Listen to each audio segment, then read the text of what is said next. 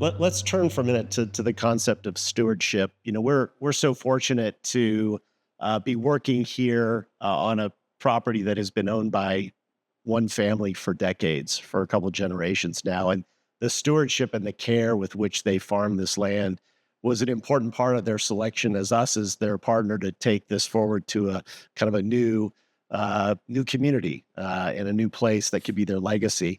And so I reflecting upon the stories they tell us of handpicking, ryegrass out of the wheat field to keep it pristine, and just the care and love they have for this land. And so I'm curious, maybe we'll start with you, Amy. How do you see Terraine fostering a sense of stewardship for our residents now and in the future?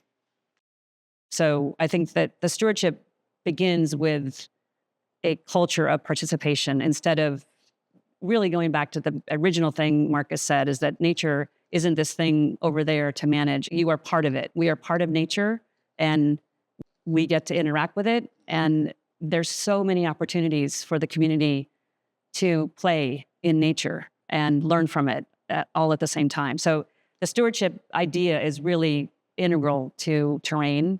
And I think Sean and Marcus, you guys probably have a lot more to say about that. Yeah.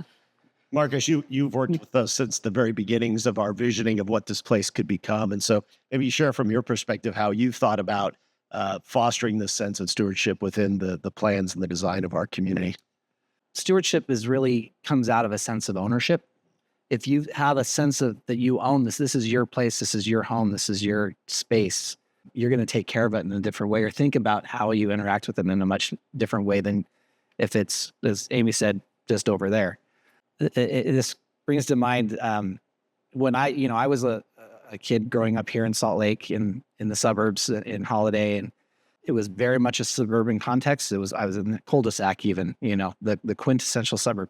But we had this lot next door to us that somebody had dug out a basement and then left it. And over time, that collected stormwater. Trees started cropping up. Things we started. The edges started tipping over of the dirt. We created dirt trails. We BMX park. It became a wonderland playing, and we just loved it. And we spent every day of the summer out there. We built forts. We explored. We did everything. It was a total free range childhood, and it was wonderful. And that was on a half an acre lot in a residential suburb.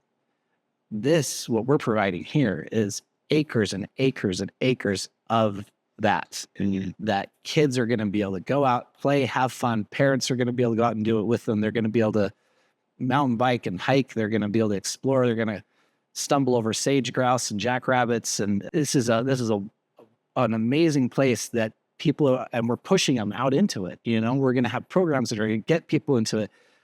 They're going to be theirs. They're going to own it. This is going to be a place that they're going to love and hopefully by extension take care of and have stewardship.